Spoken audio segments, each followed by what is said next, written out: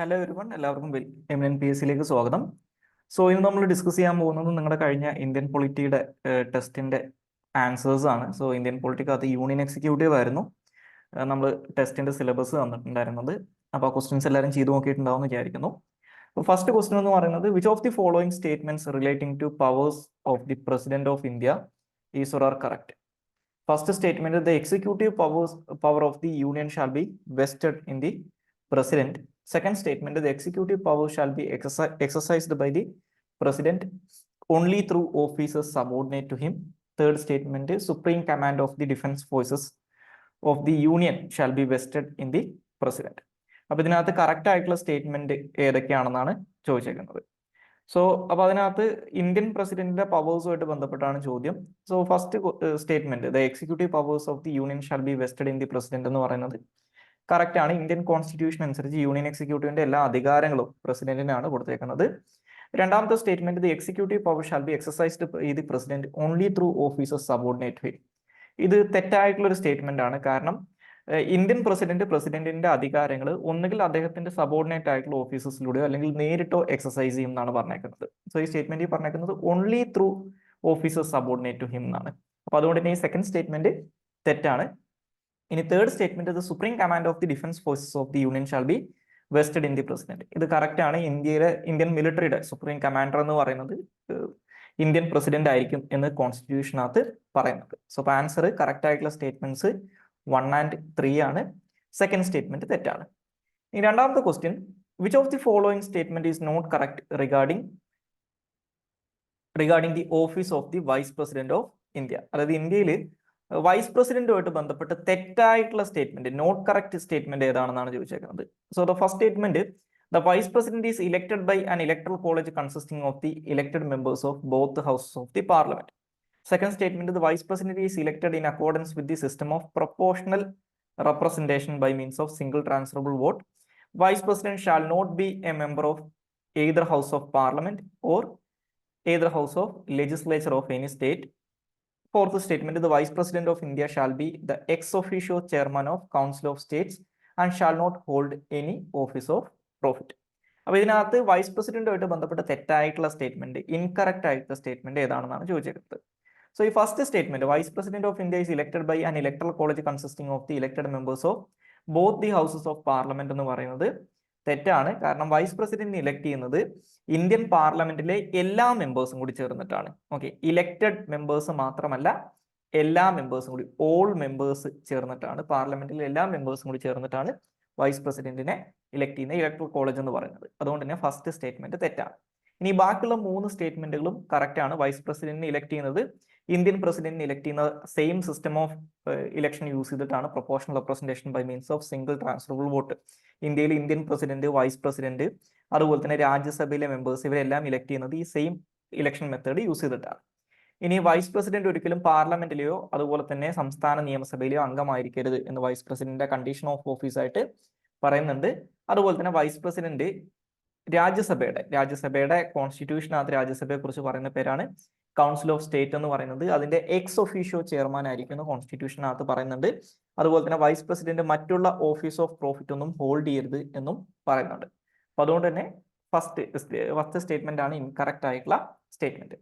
ഇനി മൂന്നാമത്തെ question, which of the following is not correct regarding union executive? Union എക്സിക്യൂട്ടീവുമായിട്ട് ബന്ധപ്പെട്ട് തെറ്റായിട്ടുള്ള സ്റ്റേറ്റ്മെന്റ്, നോട്ട് കറക്റ്റ് എന്നാണ് ചോദിച്ചിരിക്കുന്നത്. തെറ്റായിട്ടുള്ള സ്റ്റേറ്റ്മെന്റ്, ഇൻകറക്റ്റ് ആയിട്ടുള്ള സ്റ്റേറ്റ്മെന്റ് ഏതാണെന്നാണ് ചോദിക്കുന്നത്. First statement, it is the constitutional responsibility of the Prime Minister to inform the President about the decisions taken by the Council of Ministers. Second statement, Indian Constitution doesn't define the term cabinet ministers.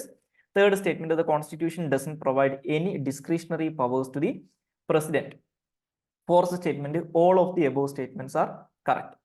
അപ്പോൾ ഇതിനകത്ത് തെറ്റായിട്ടുള്ള not correct statement ഏതാണെന്നാണ് ചോദിച്ചേക്കുന്നത്. First statement, council of ministers എടുക്കുന്ന തീരുമാനങ്ങൾ പ്രസിഡന്റിനെ അറിയിക്കുക എന്നുള്ളത് പ്രൈം മിനിസ്റ്ററുടെ ഒരു കോൺസ്റ്റിറ്റ്യൂഷണൽ റെസ്പോൺസിബിലിറ്റിയാണ്, ഭരണഘടനാപരമായിട്ടുള്ള ഉത്തരവാദിത്തമാണെന്ന് പറയുന്നുണ്ട്. അത് കറക്റ്റ് ആണ്. ഇന്ത്യൻ കോൺസ്റ്റിറ്റ്യൂഷന്റെ ആർട്ടിക്കിൾ 78 പ്രൈം മിനിസ്റ്ററുടെ റെസ്പോൺസിബിലിറ്റീസ് ആയിട്ട് പറയുന്ന കാര്യങ്ങളിൽ ഒന്ന് ഇതാണ്. അതായത് കൗൺസിൽ ഓഫ് മിനിസ്റ്റേഴ്സ് എടുക്കുന്ന തീരുമാനങ്ങൾ പ്രസിഡന്റിനെ അറിയിക്കുക എന്നുള്ളത്. ഇനി രണ്ടാമത്തത്, Indian constitution doesn't define the term doesn't define the term cabinet ministers എന്ന് പറയുന്നു. ഇത് തെറ്റാണ്. കാരണം ഇന്ത്യൻ കോൺസ്റ്റിറ്റ്യൂഷനിൽ ഒറിജിനലി ഈ ക്യാബിനറ്റ് മിനിസ്റ്റേഴ്സ് എന്നുള്ള വാക്കോ അല്ലെങ്കിൽ ക്യാബിനറ്റ് മിനിസ്റ്റേഴ്സ് ആരാണെന്നുള്ള ഡെഫിനേഷൻ ഒന്നും ഉണ്ടായിരുന്നില്ല. Just union council of ministers എന്ന് മാത്രമേ ഉണ്ടായിരുന്നുള്ളൂ. പക്ഷെ 1978 44th അമെന്റ്മെന്റിലൂടെ ഇന്ത്യൻ കോൺസ്റ്റിറ്റ്യൂഷന്റെ ആർട്ടിക്കിൾ 352 നാഷണൽ എമർജൻസിയെ കുറിച്ച് പറയുന്ന ആർട്ടിക്കിൾ 352 ക്യാബിനറ്റ് മിനിസ്റ്റേഴ്സ് എന്ന് പറയുന്ന ഒരു വാക്ക് ആഡ് ചെയ്തിട്ടുണ്ട്. കാരണം ആർട്ടിക്കിൾ 352 പറയുന്നത് നാഷണൽ എമർജൻസി പ്രസിഡന്റ് ഡിക്ലെയർ ചെയ്യുന്നത് ക്യാബിനറ്റ് മിനിസ്റ്റേഴ്സിന്റെ റിട്ടേൺ റെക്കമെൻഡേഷന്റെ അടിസ്ഥാനത്തിലായിരിക്കുന്നതാണ്. അപ്പൊ ഇതേ ആർട്ടിക്കിൾ 352 തന്നെ ആരാണ് ക്യാബിനറ്റ് മിനിസ്റ്റേഴ്സ് എന്ന് പറയുന്നത്. ഓക്കെ, ക്യാബിനറ്റ് മിനിസ്റ്റേഴ്സ് എന്നുള്ള ടേമിന് ഒരു ഡെഫിനേഷൻ കൊടുക്കുന്നുണ്ട്. അപ്പൊ അതുകൊണ്ട് തന്നെ ഡസന്റ് ഡിഫൈൻ, അതായത് ക്യാബിനറ്റ് മിനിസ്റ്റേഴ്സ് ആരാണെന്നതിന്റെ ഡെഫിനേഷൻ കൊടുക്കുന്നില്ല എന്ന് പറയുന്നത് തെറ്റാണ്. Third statement, the constitution doesn't provide any discretionary powers to Indian president. അതായത് ഇന്ത്യൻ ഭരണഘടന പ്രസിഡന്റിന് യാതൊരു തരത്തിലുള്ള വിവേചനാധികാരങ്ങളും കൊടുക്കുന്നില്ല. വിവേചനാധികാരം എന്ന് പറഞ്ഞു കഴിഞ്ഞാൽ കൗൺസിൽ ഓഫ് മിനിസ്റ്റേഴ്സിന്റെ എയ്ഡ് ആൻഡ് അഡ്വൈസ് കൂടാതെ പ്രസിഡന്റിന് സ്വന്തം നിലയ്ക്ക് ചെയ്യാൻ പറ്റുന്ന കാര്യങ്ങളാണ്. സോ ഇന്ത്യൻ കോൺസ്റ്റിറ്റ്യൂഷൻ അനുസരിച്ച് കോൺസ്റ്റിറ്റ്യൂഷനകത്ത് എക്സ്പ്ലിസിറ്റ്ലി പ്രസിഡന്റിന് ഡിസ്ക്രിഷണറി പവേഴ്സ് ഒന്നും തന്നെ പറയുന്നില്ല. പക്ഷെ പ്രസിഡന്റിന് ചില സിറ്റുവേഷണൽ ഡിസ്ക്രിഷൻസ് ഉണ്ട്. ഓക്കെ, അപ്പോൾ അതൊരു എക്സെപ്ഷൻ ആണ്. ബട്ട് കോൺസ്റ്റിറ്റ്യൂഷണലി പ്രസിഡന്റിന് ഡിസ്ക്രിഷണറി പവേഴ്സ് ഒന്നും കൊടുക്കുന്നില്ല. അപ്പൊ അതും ശരിയാണ്. സോ ഇതിന്റെ ആൻസർ ബി ആണ്. സെക്കൻഡ് സ്റ്റേറ്റ്മെന്റ് മാത്രമാണ് ഇൻകറക്റ്റ് ആയിട്ടുള്ള സ്റ്റേറ്റ്മെന്റ്. ഇനി fourth question, according to the constitution of India the president causes to be laid before the parliament the recommendation of the Finance Commission, the report of the Public Accounts Committee, the report of the Controller and Auditor General of India, the report of the National Commission for Scheduled Caste. അതായത് ഈ താഴെ പറയുന്ന റിപ്പോർട്ടുകളിൽ ഏതൊക്കെ റിപ്പോർട്ടുകളാണ് Indian president കാരണം പാർലമെന്റിൽ submit ചെയ്യപ്പെടുന്നത് എന്നാണ് ചോദിച്ചിരിക്കുന്നത്. സോ 4 റിപ്പോർട്ടുകളാണ് പറയുന്നത്. ഫിനാൻസ് കമ്മീഷന്റെ റിപ്പോർട്ട് ആർട്ടിക്കിൾ 280 ഫിനാൻസ് കമ്മീഷനെ കുറിച്ച് പറയുന്നത്. സോ ആർട്ടിക്കിൾ 280 അനുസരിച്ച് ഫിനാൻസ് കമ്മീഷന്റെ റിപ്പോർട്ട് ഫിനാൻസ് കമ്മീഷൻ പ്രസിഡന്റിന് കൊടുക്കും. പ്രസിഡന്റ് അത് പാർലമെന്റിൽ അല്ലെങ്കിൽ പ്രസിഡന്റ് കാരണം അത് പാർലമെന്റിൽ സബ്മിറ്റ് ചെയ്യപ്പെടും എന്നാണ് പറയുന്നത്. സോ ഫസ്റ്റ് കറക്റ്റ് ആണ്. Report of the public accounts committee. Public accounts committee എന്ന് പറയുന്നത് ലോക്സഭയിലെ ഒരു കമ്മിറ്റിയാണ്. ലോക്സഭയിലെ ഈ പബ്ലിക് അക്കൗണ്ട്സ് കമ്മിറ്റിയുടെ ജോലി എന്ന് പറയുന്നത് CAG സബ്മിറ്റ് ചെയ്യുന്ന CAGയുടെ ഓഡിറ്റ് റിപ്പോർട്ടുകളെ സ്ക്രൂട്ടനൈസ് ചെയ്യുക. അതിന്റെ അടിസ്ഥാനത്തിൽ എക്സിക്യൂട്ടീവിന്റെ ഫിനാൻഷ്യൽ റെസ്പോൺസിബിലിറ്റി അല്ലെങ്കിൽ ഫിനാൻഷ്യൽ അക്കൗണ്ടബിലിറ്റി എൻഷുർ ചെയ്യുക എന്നുള്ളതാണ്. സോ അതുകൊണ്ട് തന്നെ സെക്കൻഡ് സ്റ്റേറ്റ്മെന്റ് തെറ്റാണ്. ഇതൊരു പാർലമെന്ററി കമ്മിറ്റിയാണ്, ലോക്സഭയിലുള്ള ഒരു കമ്മിറ്റിയാണ്. ലോക്സഭയിലെ ഒരു കമ്മിറ്റിയുടെ റിപ്പോർട്ട് പ്രസിഡന്റ് ലോക്സഭയിൽ വെക്കേണ്ട കാര്യമല്ല, അല്ലെങ്കിൽ ഗവൺമെന്റ് ലോക്സഭയിൽ വെക്കേണ്ട കാര്യമില്ല. അതത് കമ്മിറ്റികൾ തന്നെയാണ് സഭയിൽ അത് ടേബിൾ ചെയ്യാറുള്ളത്. അതുകൊണ്ട് തന്നെ സെക്കൻഡ് സ്റ്റേറ്റ്മെന്റ് തെറ്റാണ്. പബ്ലിക് അക്കൗണ്ട്സ് കമ്മിറ്റിയുടെ റിപ്പോർട്ടും പ്രസിഡന്റും തമ്മിൽ നേരിട്ട് ബന്ധമൊന്നുമില്ല. ഇനി അടുത്തത് report of the CAG. Correct ആണ്. CAG റിപ്പോർട്ട് CAG പ്രസിഡന്റിനാണ് കൊടുക്കുക. യൂഷ്വലി എല്ലാ വർഷവും CAG പ്രധാനമായിട്ടും 3 കാറ്റഗറി ഓഫ് റിപ്പോർട്ടുകളാണ് ഉണ്ടാക്കുക. ഒന്ന് audit report on appropriation account, അതായത് യൂണിയന്റെ എക്സ്പെൻഡിച്ചറുമായിട്ട് ബന്ധപ്പെട്ടുള്ള ഓഡിറ്റ് റിപ്പോർട്ട്. അതുപോലെ തന്നെ audit report on finance account, യൂണിയന്റെ ഇൻകവുമായിട്ട് വരുമാനമായിട്ട് ബന്ധപ്പെട്ട് റെസിപ്റ്റുമായിട്ട് ബന്ധപ്പെട്ടിട്ടുള്ള ഓഡിറ്റ് റിപ്പോർട്ട്. അതുപോലെ തന്നെ audit report on public undertakings, അതായത് പൊതുമേഖലാ സ്ഥാപനങ്ങളുമായിട്ട് ബന്ധപ്പെട്ടുള്ള ഓഡിറ്റ് റിപ്പോർട്ട്. അത് പ്രസിഡന്റിന് കൊടുക്കും. പ്രസിഡന്റ് അത് പാർലമെന്റിൽ, പ്രസിഡന്റ് കാരണം ഗവൺമെന്റ് അത് പാർലമെന്റിൽ കൊടുക്കും.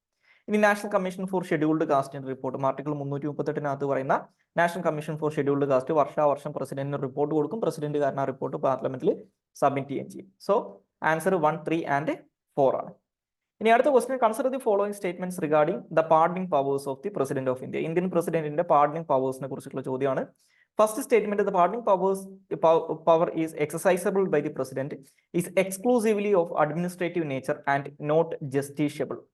Second statement, while exercising the pardoning powers, the president can take the decision independent of the council of ministers. Okay, അപ്പോൾ ഇതിനകത്ത് കറക്റ്റ് ആയിട്ടുള്ള സ്റ്റേറ്റ്മെന്റ് ഏതാണെന്നാണ് ചോദിച്ചേക്കുന്നത്. സോ ഇന്ത്യൻ കോൺസ്റ്റിറ്റ്യൂഷൻ അനുസരിച്ച് ഇന്ത്യൻ പ്രസിഡന്റിന് ഈ ആളുകൾക്ക്, കുറ്റവാളികളായിട്ടുള്ള ആളുകൾക്ക്, ശിക്ഷിക്കപ്പെട്ടിട്ടുള്ള ആളുകൾക്ക് ശിക്ഷാ ഇളവ് കൊടുക്കാനുള്ള അധികാരമുണ്ട്. അതായത് അവരുടെ ശിക്ഷ പൂർണ്ണമായിട്ട് ഒഴിവാക്കി അവരെ പാർഡൻ ചെയ്യാം, ശിക്ഷ റെഡ്യൂസ് ചെയ്യാം, കമ്മ്യൂട്ട് ചെയ്യാം. അതുപോലെ തന്നെ റെമിഷൻ, റെസ്പൈറ്റ്, റിപ്രൈവ് എന്നൊക്കെ പറയുന്ന ഡിഫറെന്റ് ടൈപ്പ് ഓഫ് ശിക്ഷാ ഇളവുകൾ കൊടുക്കാൻ പ്രസിഡന്റിന് അധികാരമുണ്ട്. അപ്പോൾ പ്രസിഡന്റിന്റെ ഈ ഒരു അധികാരത്തിന് നമ്മൾ നോർമലി പഠിക്കുമ്പോൾ പറയാറുള്ളത് ഒരു ജുഡീഷ്യൽ ഫംഗ്ഷൻ ആണ്, അല്ലെങ്കിൽ പ്രസിഡന്റിന്റെ ജുഡീഷ്യൽ പവേഴ്സ് ആൻഡ് ഫംഗ്ഷൻസുമായിട്ട് ബന്ധപ്പെട്ട് അങ്ങനെ ക്ലാസിഫൈ ചെയ്ത് പഠിക്കുന്ന ഒരു കാര്യമാണ്. പക്ഷേ ആസ് പെർ കോൺസ്റ്റിറ്റ്യൂഷൻ അല്ലെങ്കിൽ ആസ് പെർ സുപ്രീം കോടതിന്റെ കോൺസ്റ്റിറ്റ്യൂഷൻ ഇന്റർപ്രിട്ടേഷൻ അനുസരിച്ച്, എസ്പെഷ്യലി 1980കളുടെ അവസാനത്തിൽ വന്നിട്ടുള്ള ഒരു Kehar Singh versus union of India എന്ന് പറയുന്ന ഒരു കേസ് ഉണ്ട്. ആ കേസിനകത്തൊക്കെ സുപ്രീം കോടതി പറഞ്ഞിട്ടുണ്ട് ഇതൊരു എക്സ്ക്ലൂസീവ്ലി ഒരു അഡ്മിനിസ്ട്രേറ്റീവ് നേച്ചറിലുള്ള ഒരു ജോലിയാണ് ഈ പറയുന്ന പ്രസിഡന്റിന്റെ പാർഡിംഗ് പവേഴ്സ് എക്സസൈസ് ചെയ്യുക എന്നുള്ളത്. അതൊരു ജുഡീഷ്യൽ നേച്ചറിലുള്ള ജോലിയല്ല എന്ന് സുപ്രീം കോടതി തന്നെ പറഞ്ഞിട്ടുണ്ട്. അതുപോലെ തന്നെ അത് ജസ്റ്റീഷ്യബിൾ അല്ല എന്നും സുപ്രീം കോടതി പറഞ്ഞിട്ടുണ്ട്. അതായത് പ്രസിഡന്റ് എടുത്തിട്ടുള്ള പാർഡണിംഗ് പവർ ഉപയോഗിച്ചുകൊണ്ട് പ്രസിഡന്റ് എടുത്തിട്ടുള്ള ഒരു തീരുമാനം അത് മാലഫൈഡ് അല്ലെങ്കിൽ, മാലഫൈഡ് എന്ന് പറഞ്ഞു കഴിഞ്ഞാൽ അത് ആർബിട്രറി മാനറിലല്ല ഉപയോഗിച്ചിട്ടുള്ളതെങ്കിൽ കോടതിക്ക് പിന്നെ അത് ചെക്ക് ചെയ്യാനും പറ്റില്ല. അപ്പൊ അത് നോൺ ജസ്റ്റീഷ്യബിൾ ആണെന്നും സുപ്രീം കോടതി പറഞ്ഞിട്ടുണ്ട്. അപ്പൊ അതുകൊണ്ട് തന്നെ ഫസ്റ്റ് സ്റ്റേറ്റ്മെന്റ് കറക്റ്റ് ആണ്.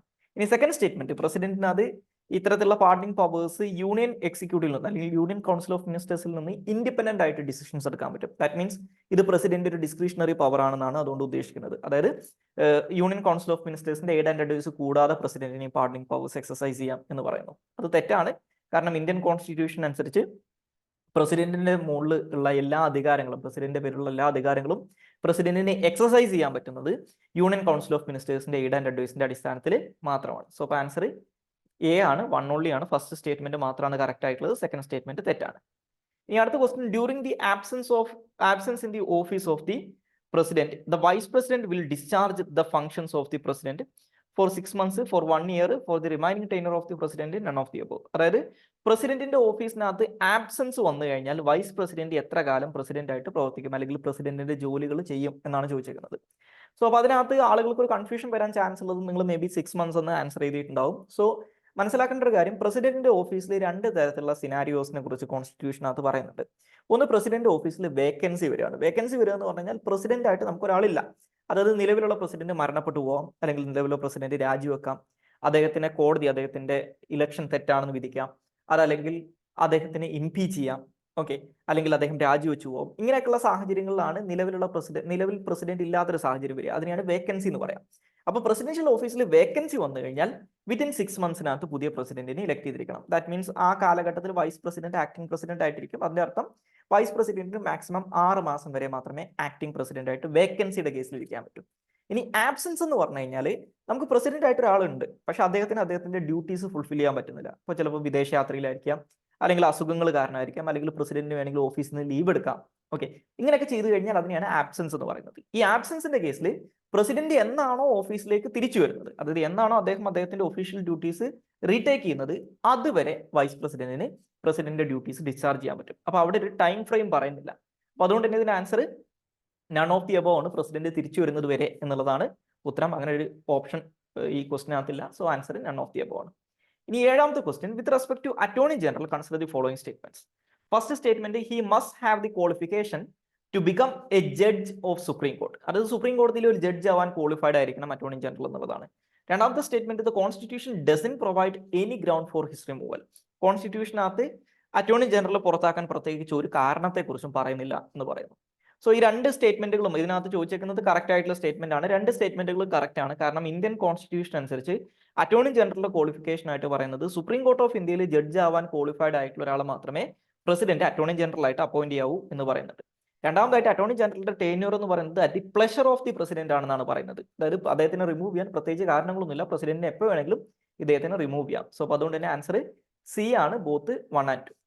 ഇനി 8ാമത്തെ question, consider the following statements. First statement, the president shall appoint the prime minister only after he or she have proven majority in Lok Sabha. Second statement, as per the constitution the prime minister and union council of ministers are collectively responsible to both houses of the parliament. അപ്പൊ ഇതിനകത്ത് incorrect ആയിട്ടുള്ള തെറ്റായിട്ടുള്ള സ്റ്റേറ്റ്മെന്റുകൾ ഏതൊക്കെയാണെന്നാണ് ചോദിച്ചിരിക്കുന്നത്. So first statement, അതായത് ലോക്സഭയിൽ majority prove ചെയ്താൽ മാത്രമേ ഒരാളെ പ്രസിഡന്റിന് പ്രൈം മിനിസ്റ്റർ ആയിട്ട് അപ്പോയിന്റ് ചെയ്യാൻ പറ്റൂ എന്ന് പറയുന്നുണ്ട്. അത് തെറ്റാണ്. ചില സാഹചര്യങ്ങളിൽ ഇപ്പൊ തൂക്കുസഭകളൊക്കെ വരുന്ന സാഹചര്യങ്ങൾ ഉണ്ടാവും. അതായത് ഒരു ലോക്സഭ ഇലക്ഷൻ കഴിഞ്ഞ്, ജനറൽ ഇലക്ഷൻ കഴിഞ്ഞ് ഒരു പാർട്ടിക്കും അല്ലെങ്കിൽ ഒരു മുന്നണിക്കും കൃത്യമായിട്ട് ഭൂരിപക്ഷം കിട്ടാത്തൊരു സാഹചര്യം വന്നു കഴിഞ്ഞാൽ, അങ്ങനെയുള്ള സാഹചര്യത്തിൽ പ്രസിഡന്റിന് വേണമെങ്കിൽ എന്ത് ചെയ്യാം, ഏറ്റവും അപ്രോപ്രിയേറ്റ് ആയിട്ട് അദ്ദേഹത്തിന് തോന്നുന്ന ഒരാളെ പ്രൈം മിനിസ്റ്റർ ആയിട്ട് അപ്പോയിന്റ് ചെയ്യാം. ഇത്ര ദിവസത്തിനകത്ത് ലോക്സഭയിലെ ഫ്ലോറിൽ ഭൂരിപക്ഷം തെളിയിക്കണം എന്ന് പറഞ്ഞുകൊണ്ട്. അപ്പോൾ പണ്ട് HD ദേവഗൌഡ, അതുപോലെ തന്നെ VP സിംഗ്, ഇങ്ങനെ പല ആൾക്കാരും ഇന്ത്യൻ പ്രൈം മിനിസ്റ്റേഴ്സ് ആയിട്ടുള്ളത് ഇത്തരത്തിലാണ്, കൃത്യമായിട്ടുള്ള മെജോറിറ്റി ഇല്ലാതെയാണ്. അപ്പൊ അതുകൊണ്ട് തന്നെ പ്രൂവൺ മെജോറിറ്റി ഉണ്ടെങ്കിൽ മാത്രമേ പ്രൈം മിനിസ്റ്റർ ആയിട്ട് അപ്പോയിന്റ് ചെയ്യാവൂ എന്നുള്ളൊരു കണ്ടീഷൻ ഇല്ല. അതില്ലാത്ത ചില കണ്ടിൻജൻസീസ് വരുന്ന സമയത്ത്, അതില്ലാത്ത സാഹചര്യങ്ങളിൽ മെജോറിറ്റി ഇല്ലാത്ത ആൾക്കാരെയും അപ്പോയിന്റ് ചെയ്യാം. അവർ പിന്നീട് അത് പ്രൂവ് ചെയ്താൽ മതി. അപ്പൊ അതുകൊണ്ട് തന്നെ ഫസ്റ്റ് സ്റ്റേറ്റ്മെന്റ് തെറ്റാണ്. ഇനി സെക്കൻഡ് സ്റ്റേറ്റ്മെന്റ്, ഈ പ്രൈം മിനിസ്റ്ററും യൂണിയൻ കൗൺസിൽ ഓഫ് മിനിസ്റ്റേഴ്സും അല്ലെങ്കിൽ പ്രധാനമന്ത്രിയും കേന്ദ്രമന്ത്രിമാരും നമ്മുടെ പാർലമെന്റിലെ 2 ഹൗസസിനോടും, അതായത് ലോക്സഭയോടും രാജ്യസഭയോടും അവർ കളക്റ്റീവ്ലി റെസ്പോൺസിബിൾ ആണ് എന്ന് പറയുന്നു. കൂട്ടുത്തരവാദിത്വം ലോക്സഭയോടും രാജ്യസഭയോടും ഉണ്ടെന്ന് പറയുന്നു. അതും തെറ്റാണ്. ഇന്ത്യൻ കോൺസ്റ്റിറ്റ്യൂഷൻ അനുസരിച്ച് ഇവർക്ക് കളക്റ്റീവ് റെസ്പോൺസിബിലിറ്റി ഉള്ളത് ലോക്സഭയോട് മാത്രമാണ്. They are collectively responsible to the house of the people എന്നാണ് പറയുന്നത്. ലോക്സഭയോട് കളക്റ്റീവ്ലി റെസ്പോൺസിബിൾ ആണെന്നാണ് പറയുന്നത്, രണ്ട് സഭയോടും എന്ന് പറയുന്നില്ല. അപ്പൊ അതുകൊണ്ട് തന്നെ ഈ രണ്ട് സ്റ്റേറ്റ്മെന്റുകളും തെറ്റാണ്. സി ആണ് ആൻസർ. ഇനി 9th question, the prime minister cannot participate in the voting of no confidence motion if he or she appointed as the prime minister before proving majority in the house, leads a coalition government, is a member of Rajya Sabha, none of the above. അതായത് ഒരു prime മിനിസ്റ്ററുടെ അല്ലെങ്കിൽ ഒരു മന്ത്രിസഭക്കെതിരായിട്ടുള്ള no confidence motion പാർലമെന്റിൽ വരുന്ന സമയത്ത് അല്ലെങ്കിൽ ലോക്സഭയിൽ വരുന്ന സമയത്ത് പ്രൈം മിനിസ്റ്റർക്ക് വോട്ട് ചെയ്യാൻ പറ്റാതിരിക്കുക എപ്പോഴാണ് എന്നാണ് ചോദിച്ചേക്കുന്നത്. സോ പ്രൈം മിനിസ്റ്റർക്ക് വോട്ട് ചെയ്യാൻ പറ്റാതിരിക്കണമെങ്കിൽ ഒറ്റ കണ്ടീഷനേ ഉള്ളൂ, പ്രൈം മിനിസ്റ്റർ ലോക്സഭാംഗമായിരിക്കരുത് എന്നുള്ളതാണ്. ലോക്സഭയിലെ മെമ്പർ ആണെങ്കിൽ അദ്ദേഹത്തിന് ആ നോ കോൺഫിഡൻസ് മോഷനിൽ വോട്ട് ചെയ്യാം, അല്ലെങ്കിൽ പറ്റില്ല. അപ്പൊ ഇതിനകത്ത് രാജ്യസഭാ മെമ്പർ ആണെങ്കിൽ അത് പറ്റില്ല. ഓക്കെ, ബാക്കിയുള്ള കേസൊന്നും പ്രശ്നമല്ല. ഇപ്പോൾ പ്രൈം മിനിസ്റ്റർ ഈ പറയുന്ന പ്രൂവൺ മെജോറിറ്റി ഉള്ള ആളാണോ അല്ലയോ എന്നുള്ളത് ദാറ്റ് ഡസൻ മാറ്റർ. അദ്ദേഹം ലോക്സഭാ മെമ്പർ ആണോ അല്ലയോ എന്നുള്ളത് മാത്രമേ അവിടെ മാറ്റർ ആയിട്ടുള്ളൂ. സോ അപ്പോൾ അതിനകത്ത് ഡെഫിനറ്റ് ആയിട്ട് ആൻസർ ആയിട്ടുള്ളത് സി മാത്രമാണ്, if he's a member of Rajya Sabha. ഇനി 10th question, which of the following constitutional അമെൻമെന്റ്സ് allow the president to return a matter for reconsideration of council of ministers. അതായത് കൗൺസിൽ ഓഫ് മിനിസ്റ്റേഴ്സ് കൊടുത്തിട്ടുള്ള ഒരു കാര്യം, അതായത് മന്ത്രിസഭ പ്രസിഡന്റിന് കൊടുത്തിട്ടുള്ള എയ്ഡ് ആൻഡ് അഡ്വൈസ് പ്രസിഡന്റിന് മന്ത്രിസഭയുടെ പുനഃപരിശോധനയ്ക്ക് വേണ്ടി തിരിച്ചയക്കാനുള്ള അധികാരം കൊടുത്തത് ഏത് കോൺസ്റ്റിറ്റ്യൂഷണൽ അമെൻമെന്റ് ആണെന്നാണ് ചോദിച്ചേക്കുന്നത്. 42nd, 39th, 44th, 24th. So answer 44th അമെൻമെന്റ് ആണ്. കാരണം 1976 42nd അമെൻമെന്റിലൂടെയാണ് കൗൺസിൽ ഓഫ് മിനിസ്റ്റേഴ്സ് കൊടുക്കുന്ന എയ്ഡ് ആൻഡ് അഡ്വൈസ് പ്രസിഡന്റിൽ ബൈൻഡിങ് ആയിട്ട് മാറ്റുന്നത്. അതായത് ഈ എയ്ഡ് ആൻഡ് അഡ്വൈസ് പ്രസിഡന്റ് നിർബന്ധമായിട്ടും അനുസരിച്ചേ പറ്റൂ എന്ന് വരുന്നത്. സോ അതിനുശേഷം വന്നിട്ടുള്ള 1978 44th അമെൻമെന്റിലൂടെ ഇത് ബൈൻഡിങ് ആണെന്നുള്ള പ്രൊവിഷൻ അതേപോലെ നിലനിർത്തിക്കൊണ്ടെന്ന് പറഞ്ഞു. വേണമെങ്കിൽ ഒരു പ്രാവശ്യം ഈ കൗൺസിൽ ഓഫ് മിനിസ്റ്റേഴ്സിന്റെ എയ്ഡ് ആൻഡ് അഡ്വൈസ് പ്രസിഡന്റിന് റീകൺസിഡറേഷന് വേണ്ടി റിട്ടേൺ ചെയ്യാം എന്ന് പറഞ്ഞിട്ടുണ്ട്. പക്ഷേ ആ റീകൺസിഡറേഷന് വേണ്ടി റിട്ടേൺ ചെയ്ത എയ്ഡ് ആൻഡ് അഡ്വൈസ് രണ്ടാമതും കൗൺസിൽ ഓഫ് മിനിസ്റ്റേഴ്സ് അയച്ചു കഴിഞ്ഞാൽ അത് നിർബന്ധമായിട്ടും പ്രസിഡന്റ് ചെയ്തിരിക്കണം എന്നിട്ട്. സോ 44th അമെൻമെന്റ് ആണ് ഈ റീകൺസിഡറേഷൻ റിട്ടേൺ ചെയ്യാനുള്ള അധികാരം കൊടുക്കുന്നത്. സോ ഇത്രയാണ് പൊളിറ്റിയുമായിട്ട് ബന്ധപ്പെട്ടുള്ള ക്വസ്റ്റ്യൻസ്. ഇനി സെപ്റ്റംബർ മാസത്തിലെ കറണ്ട് അഫയേഴ്സിൽ നിന്നുള്ള കുറച്ച് ക്വസ്റ്റ്യൻസ് ഉണ്ട്. അതിനകത്ത് ഒന്നാമത്തെ question, consider the following statements. Vanadium, a critical raw material for many industrial applications, has been found in sediment samples collected from Gulf of Kambat, Gujarat. Second statement, vanadium in the region has been found in a mineral called titanomagnate, which forms when molten lava cools rapidly. Third statement, vanadium is metallic element that belongs to transition metal group in periodic table 1. Fourth statement, vanadium is a silvery gray material with a relatively high melting point of 1910 degrees Celsius and a boiling point of 3407 degrees Celsius. അപ്പോൾ ഇതിനകത്ത് incorrect ആയിട്ടുള്ള statement ഏതാണെന്നാണ് ചോദിച്ചേക്കുന്നത്. So ഇതിലെ എല്ലാ സ്റ്റേറ്റ്മെന്റുകളും correct ആണ്. So answer D ആണ്, none of the above ആണ്. ഇനി അടുത്ത question, consider the following statement regarding Arctic dipole. Geography ആയിട്ട് ബന്ധപ്പെട്ടിട്ടുള്ള ഒരു ക്വസ്റ്റ്യൻ ആണ്. The Arctic dipole, also known as dipole anomaly, is a relatively recent climate pattern characterized by atmospheric pressure variation in the Arctic region. The second statement, it is characterized by high pressure center over Canadian sector of the Arctic producing cold clockwise winds and low pressure over Siberian Arctic with counterclockwise winds. Third statement, it drives upper ocean currents and has year-round impacts on air temperatures, heat exchanges, sea ice drift, and ecological consequences. Fourth statement, the Arctic dipole plays a significant role in driving drops in sea ice and has its impact on Arctic Ocean climate. അപ്പോൾ ഇതിനകത്ത് correct ആയിട്ടുള്ള statement ഏതാണെന്നാണ് ചോദിച്ചേക്കുന്നത്. ഇപ്പോൾ recent ഇടയ്ക്കിടയ്ക്ക് വരുന്ന ഒരു സംഭവമാണ് ഈ ആർട്ടിക് ഡൈപോൾ എന്ന് പറയുന്നത്. സോ ഇതിനകത്തുള്ള എല്ലാ സ്റ്റേറ്റ്മെന്റ്സും കറക്റ്റ് ആണ്, ഡി ആണ് ആൻസർ. ഇനി 13th question, among the given pairs which is the incorrect pair, തെറ്റായിട്ടുള്ള പെയർ ഏതാണെന്നാണ് ചോദിച്ചിരിക്കുന്നത്. National mission four green India aims to increase forest cover on degraded lands and protect existing forest lands. Second option B, the green credit program incentivizes environmentally sustainable and responsive action by companies, individuals and local bodies. Third statement, Amrit Dharohar scheme to promote value of local communities in conserving wetland ecosystem. Mishti scheme to promote alternative fertilizers and balanced use of chemical fertilizers. ഇതിനകത്ത് incorrectly matched ആയിട്ടുള്ള pair D ആണ്. ഇനി അടുത്ത 14th question, which of the following statement is incorrect? Personalised adaptive learning അല്ലെങ്കിൽ PAL is an educational approach that uses technology like artificial intelligence to customize the learning experience for individual students based on their unique need. Second statement, the National E-Government Division or NEGD plans to integrate personalized adaptive learning into digital infrastructure for knowledge sharing or Diksha platform. Third statement, digital infrastructure for knowledge sharing Diksha is an initiative of the National Council for Educational Research and Training NCERT under the aegis of Ministry of Electronics and Information Technology. Fourth statement, Diksha will enable people to visually impairment to access the website using assistive language technologies such as screen readers. അപ്പോൾ ഇതിനകത്ത് തെറ്റായിട്ടുള്ള incorrect ആയിട്ടുള്ള statement ഏതാണെന്നാണ് ചോദിച്ചേക്കുന്നത്. So C ആണ് answer. ഇനി last question, who is the scientist behind the Indian Space and Research Organization ISRO's rocket launch countdown voice, who has passed away recently മരിച്ചുപോയ നമ്മുടെ ISROയുടെ ഒക്കെ റോക്കറ്റ് ലോഞ്ചിന്റെ സമയത്ത് കൗണ്ട്ഡൗണിന്റെ വോയിസ് ഓവർ കൊടുക്കുന്ന മരിച്ചുപോയ സയന്റിസ്റ്റ് ആരാണെന്നാണ് ചോദിച്ചിരിക്കുന്നത്. അത് N വലർമതിയാണ്. അതിന്റെ ആൻസർ സി ആണ് ആൻസർ. സോ ഇത്രയും കാര്യങ്ങളാണ് ഈ ടെസ്റ്റുമായിട്ട് ബന്ധപ്പെട്ട് ഡിസ്കസ് ചെയ്യാനുള്ളത്. അപ്പോൾ ഈ ടെസ്റ്റ് എല്ലാവരും ചെയ്തിട്ടുണ്ടെന്ന് വിശ്വസിക്കുന്നു. അപ്പോൾ ഈ ടെസ്റ്റുമായിട്ട് ബന്ധപ്പെട്ട് എന്തെങ്കിലും ഡൗട്ട്സോ കാര്യങ്ങളൊക്കെ ഉണ്ടെങ്കിൽ എമിനന്റ് PSC ആയിട്ട് കോൺടാക്ട് ചെയ്യുക. So thank you all.